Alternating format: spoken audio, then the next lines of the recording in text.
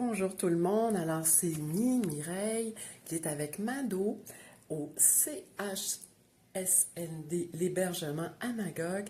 On est en compagnie de notre chère Claire qui ne sera pas avec nous physiquement, mais vous allez avoir de vos nouvelles par cette entrevue-là.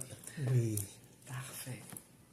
Alors, ma chère Claire, c'est la deuxième fois, moi, que je fais une entrevue avec toi, puis c'est un privilège chaque fois, j'aime beaucoup ça.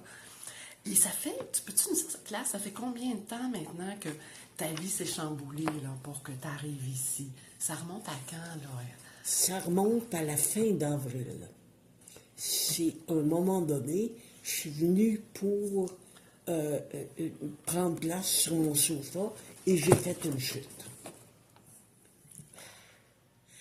J'ai fait une chute par terre et j'ai essayé de me relever et j'ai pas été capable.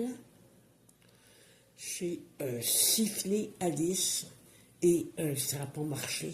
Elle était déjà endormie, même s'il était assez tôt en soirée. Et là, je veux dire, c'est indicible ce qui s'est passé parce que mère est arrivée dans toute sa force, là. Mon petit moi a été emporté dans un flot incroyable de force et pendant toute la nuit, ma vie était simplifiée à l'extrême. J'essayais de remonter sur mon divan, je retombais, j'essayais de remonter sur mon divan, je retombais. Je ressentais aucune douleur. Je veux dire, je sentais le frottement, là, tu sais, oui, c'était un petit peu un malaise, là, tu sais, mais je n'étais plus moi-même. Il y avait une force extrême qui avait tout tassé, il n'y avait plus de place du tout. Il n'y avait pas, j'étais pas enveloppée de compassion, puis tout ça. Oh non, ôte-toi de dans mes jambes. C'était, moi, là, j'ai toute une job à faire maintenant, là, et c'est ça. Je veux dire, il s'est passé quelque chose d'indicible cette nuit-là. T'as ressenti aucune peur, aucune inquiétude? Rien, je veux dire, j'étais, évidemment, je commençais, c'était le commencement d'une méningite. D'abord, la réputation d'une méningite, c'est d'être très douloureuse et je n'ai aucun, parce que ça, j'ai été transportée tout seul, aucun souvenir de douleur. Et ça, plusieurs états altérés de conscience, mais aucune inconscience. Même,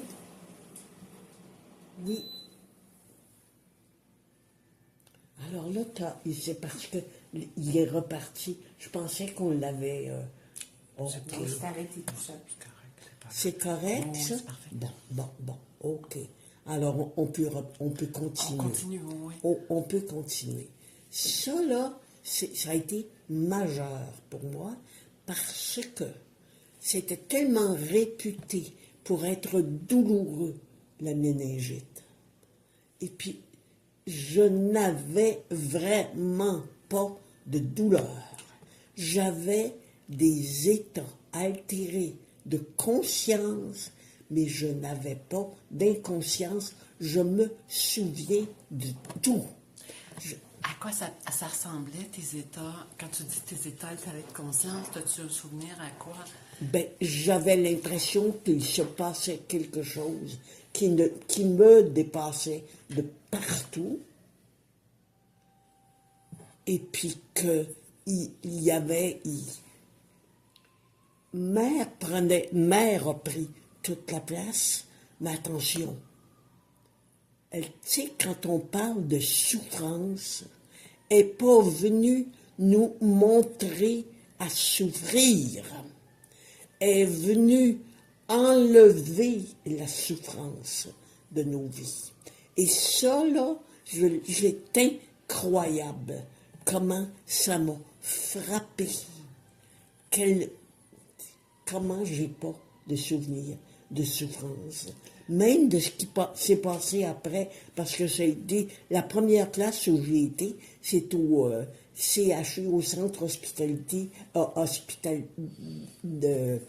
au centre de santé universitaire de Fleurimont. Et puis ensuite, j'ai été transférée à Youville, à l'hôpital de Youville, tu sais. Mais c'était tout le temps, c'était pas de la souffrance. C'était pas, j'avais pas de souvenir de souffrance de ça. Puis te connaissant, Claire, j'imagine que tu t'es abandonnée en toute confiance à cette expérience-là. Mais c'est parce que je faisais ça qu'il n'y avait pas de douleur. Je crois que c'est parce que je sentais mère tellement omniprésente et j'ai tellement confiance en elle. C'est elle que je regardais et je la voyais faire. Elle n'est pas venue pour nous apprendre à souffrir. Elle est venue pour nous ôter la souffrance de nos vies. Elle est venue pour diviniser la matière. Et ça a duré toute la nuit, là, t'as été seule dans... Oui, c'est incroyable comment elle a été simple. J'étais là, je sentais, le tapis était vraiment rude, là, tu sais, sur ma peau. La fenêtre, la porte patio, je ne l'avais pas encore fermée, il était assez tôt en soirée. Elle est restée ouverte toute la nuit. J'avais pas froid. Tu sais, des choses comme ça, là, je sentais juste. Puis moi, je sentais là, qu'il y avait un pouvoir énorme qui agissait à ma place. Juste regarder toi bien.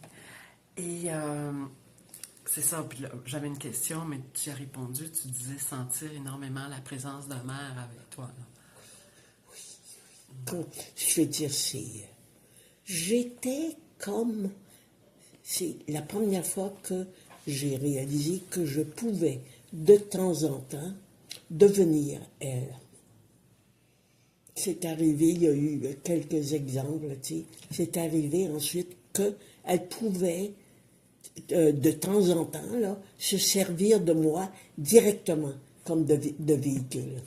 Tu sais, je sentais bien, là, tu sais, que les autres pensaient que c'était moi, mais qu'en fait, c'était elle, tu sais. Mais que j'étais assez...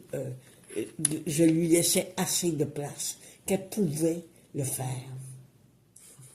Claire, si je me souviens bien, tu m'as dit aussi que c'est à ce moment-là que tu as compris qu'il fallait que tu partes de l'endroit où tu étais. Ah, ben oui. Passer à une autre étape. Ah, ben oui, j'ai entendu ça. Cette nuit-là, quand je suis tombée par terre, là, ça, c'est une autre affaire, parce que il s'était passé rien avant, là, mais cette nuit-là, j'ai compris que je remettrais jamais les pieds dans la maison où j'habitais depuis 32 ans. Tu sais, puis c'était correct.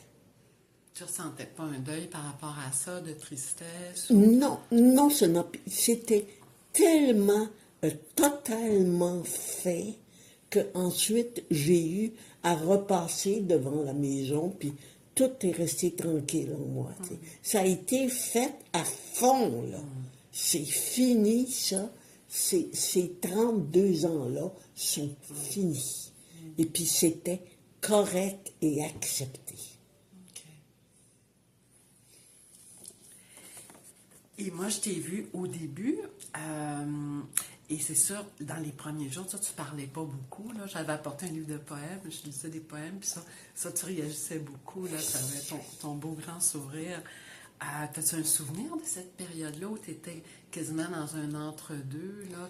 Écoute, les premiers jours aux soins intensifs, j'ai été aux soins intensifs du CHU, là, disons, c'est ce que j'appelle des états un peu altérés de conscience. Mais oui, du souvenir, bien sûr que je n'avais, mais pas pareil. Tu sais.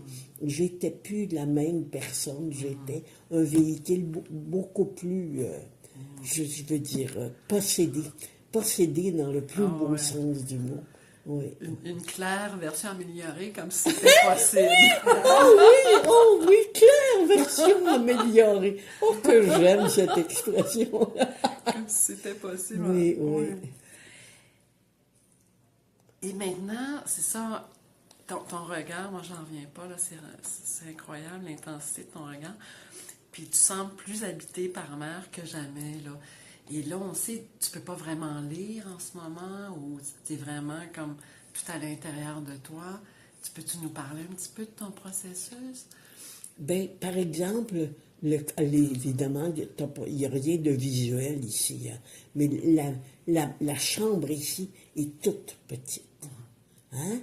Et je sais que c'est dans ce décor-là que va se passer la dernière partie de ma vie.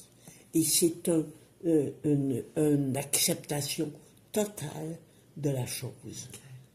Et puis, un décor, à part de ça, urbain, là, tu sais, tout ça, là, tu sais, puis c'est ça aussi, là, tu sais, il n'y a aucun problème pour moi avec ça. Les capacités, évidemment, sont beaucoup diminuées. Et l'avenir est un peu inconnu en ce sens que je ne sais pas combien de temps cette dernière partie de ma vie va durer. C'est mère, évidemment, qui va décider de ça. Mais ce que je sais, là, c'est que ben, je sais comment dire oui.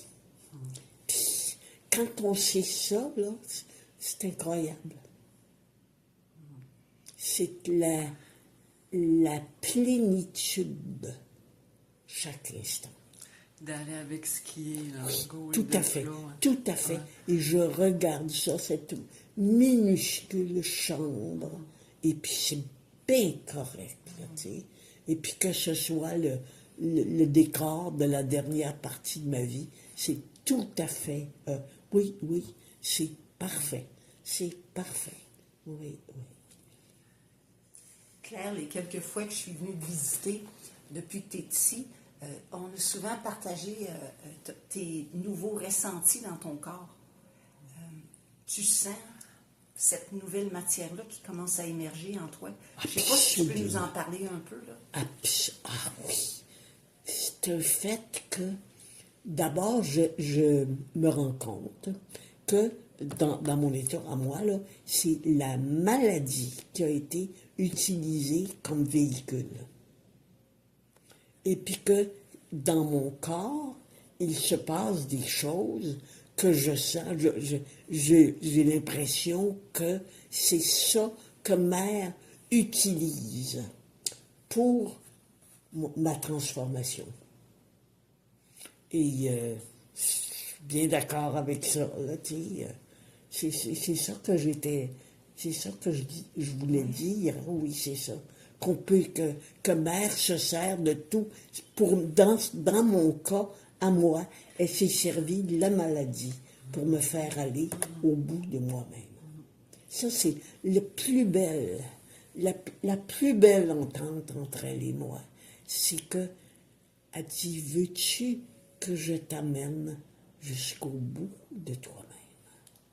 Elle me l'a demandé, puis, tu sais, je sens qu'avec elle, je peux faire ça et que ça va se faire ici. Comment s'écoulent tes jours, Claire, ici? Tes journées ici? Je me suis fait demander que, quand je vais manger à la salle à manger, parce qu'il n'y a pas de place pour manger ici, hein, qu'est-ce que tu as fait ce matin? J'ai répondu rien. Et puis, il aurait fallu que j'ajoute, je me suis contentée d'être. Ça, c'est difficile à expliquer à quelqu'un qui, tu sais, la plupart des gens ici n'ont pas la moindre idée de quoi je parle. Est-ce que, peut-être que je devrais dire, hein, la clientèle ici, là, c'est un accueil pour des personnes handicapées, mais beaucoup intellectuellement, hein, et que la grosse majorité ne savent pas qui ils sont ni où ils sont. Hein. C'est la minorité qui sont articulés puis qui peuvent exprimer les choses. Alors ça, c'est très spécial.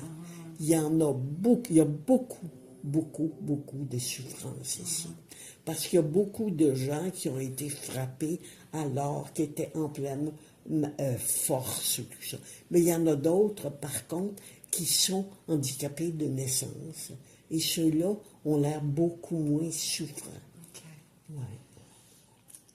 Ils n'ont pas ce mental qui analyse leur C'est situation. exactement. C'est le mental qui apporte la souffrance. Vraiment. Et le personnel ici, les gens qui s'occupent de toi Le ici? personnel, il n'y en a pas assez. OK. Ça, par exemple, là, il faut le dire, ils sont débordés à toutes ce qu'ils appellent les shifts. Là, je veux dire, il n'y en a pas assez. C'est le ministère de la Santé qui leur donne pas assez de demandes. OK. Mais tu arrives à créer des liens, des connexions. Ouais. Beaucoup. Et aussi des liens qui, comment dirais-je, je me suis fait à un moment donné, j'étais simplement étendue dans la position du oui, là, hein, comme ça, là. Et puis, il y en a une qui est rentrée, puis elle dit, comment elle a dit ça? Veux-tu m'amener avec toi? Ou quelque chose de semblable. Je me rappelle pas dans quel mot. Puis je lui ai dit, certains, mais il y en a qui sentent. Il y en a qui sentent qu'il se passe quelque chose d'énorme ici. Mère est là à triturer la matière ici. Hein. Chez moi, entre autres, elle triture la matière fécale. Tu sais, c'est ça. Et elle part, quand on la regarde, évidemment, elle part rire, parce que c'est ça, je contrôle pas beaucoup de ce côté-là, tu sais, c'est ça. Et puis ça aussi, tu sais, j'ai passé par-dessus, au début, on peut plus parler d'humiliation, tu sais, dans le degré, c'est simplement drôle. On part à rire, tu sais. Oui. Et ça devient matière à rire plutôt que matière à dire, c'est-tu effrayant être humilié comme ça, tu sais. Oui. Wow. C'est un autre aspect, ça. Claire, il y a une fois, je suis venue il y a quelque temps, puis tu semblais déboussolée parce qu'il y avait un monsieur que tu connaissais et que tu appréciais qui a vécu ce jour-là une expérience spéciale. C'est la fois que ton ami s'est fait, dire, qui a eu l'aide à mourir. Ah oui! Ah ça. D'abord, c'est incroyable comment je m'étais attachée à cet homme-là. Il s'appelait Lanahan. Hein? Oui, c'est ça, parce que j'ai travaillé avec son frère cadet. Oh, OK. Et puis, je me suis, en un rien de temps, parce que je voyais lui. Puis, il y avait de la misère à s'exprimer. Il y avait une maladie dégénérative qui a fait qu'il a demandé l'aide médicale à mourir. Et qu'il l'a eu sans problème, parce qu'il n'y avait aucun, tu sais, pour quelqu'un qui n'a pas d'éducation de ce côté-là, là, dans les valeurs de mère, là, tu sais, c'était tout à fait compréhensible de demander ça. Et puis, c'est incroyable comment ce que j'ai appris, moi, parce que j'ai commencé par dire, tu sais, je peux pas lui dire à quel point ça va revenir en plus difficile quand on lit l'œuvre de mère, tu sais, quand on se suicide. Au lieu de ça, je me suis dit, mère, elle aidait les gens qui perdaient leur chemin. Tu sais, ça, là, ça a été toute une manière, ça m'a appris une nouvelle manière de prier, parce que je m'étais tellement en peu de temps attachée à cet homme-là, et j'ai dit, ma mère, aide-le à retrouver son chemin, parce que je savais, il a demandé l'aide médicale à mourir, il l'a eu, mais je savais, tu sais, qu'à un moment donné, tu sais, son jeune frère, qui avait travaillé avec moi, est venu me dire, oui, c'est fait, ça s'est bien passé, puis tout ça, là. Moi, je savais qu'il avait besoin de l'aide de mère, là, parce qu'il était, tu sais, il se retrouvait là-dedans. Et j'ai prié ardemment, mère, de l'aider dans son périple, parce que c'en est tout un. Hein. Et puis ici, il y en a beaucoup qui le font, tu sais, il y a beaucoup de chambres où la personne meurt puis est remplacée, là, tu sais. Alors, c'est un endroit où j'ai beaucoup d'occasions d'assister à des choses de ce genre-là. Ouais. Mais toujours avec ton formidable sourire. C'est extraordinaire. C'est un modèle, hein? On va tous arriver à la dernière étape. Ben, c'est entendu. C'est entendu. Et c'est comme, wow, c'est touchant d'avoir un modèle, là, tu sais. Ouais, vraiment. C'est incroyable. Pour moi, là, tu sais, la promesse que mère m'a fait de m'amener jusqu'au bout de moi-même, ça n'a pas de prix. Oui, oui. Écoute, ben, souvent, bon, moi, j'ai fait beaucoup d'entrevues dans ma vie, puis je demandais toujours la dernière question, qu'est-ce qu'on peut te souhaiter, mais là, je sais pas trop si c'est une bonne question, là, ici. Non, ça n'a pas rapport, hein? Qu'est-ce qu'on peut me souhaiter?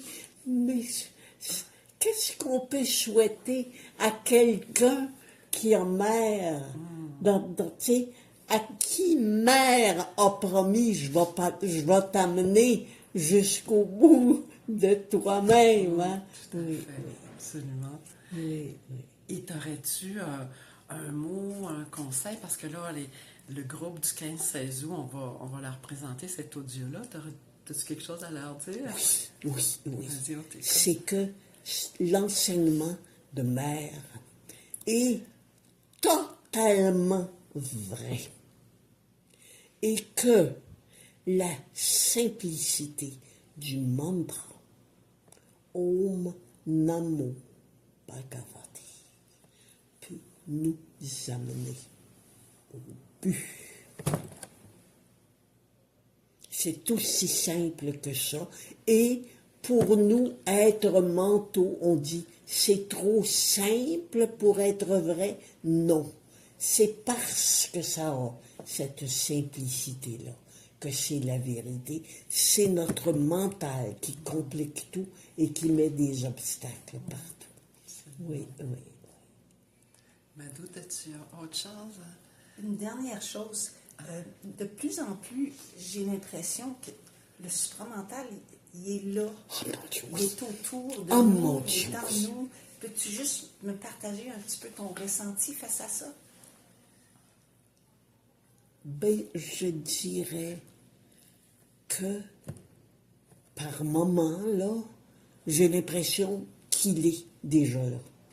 Tu sais, il devient palpable, ou il y a quelque chose de physique qui ressent, qui ressent quelque chose, là, que c'est ça, tu sais, que c'est ça, mais c'est difficile à mettre en mots, hein, Ça se peut-tu que c'est rendu des fois que j'ai l'impression que ce monde-ci, Oui. c'est faux. Oui, Il est faux, oui. mais comme... C'est de l'apparence. Oui, c'est ça. Puis qu'en dessous, il y a le vrai qui est là, qui devient de plus en plus solide. C'est ça, c'est ça. Ouais. Ben, merci de confirmer un ressenti que je commence à avoir de temps en temps. Oui, oui. Merci. Merci beaucoup, Claire. Merci, Merci, merci. Claire. Merci, Mireille, merci, Mado. Merci. Merci infiniment.